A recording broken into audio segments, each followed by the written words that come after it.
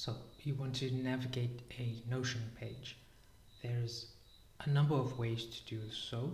You could just do the normal, scrolling, or you can use the scroll bar, stuff like that. However, when your documents get longer, I've mimicked a random blog post, not a very good one, but yeah, you want to go to certain parts of the page, it can be difficult to keep scrolling if you have to bounce between different sections and perhaps pictures, or even if you have multiple tables as well and you want to jump to a specific point. It's quite difficult to find and search them each time, but Notion works in a way where it keeps track as you build.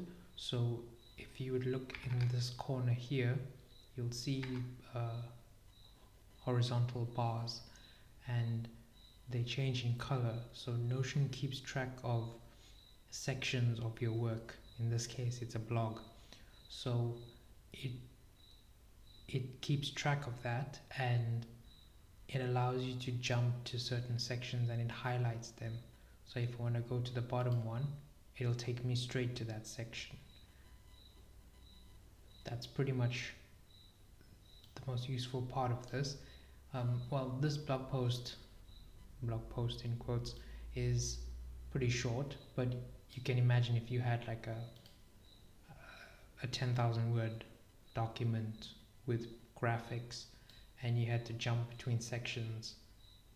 Hypothetically, if you had that in one document, this would be pretty long, and you could jump to each heading showing each piece of information. That's how you navigate a Notion page. Easy.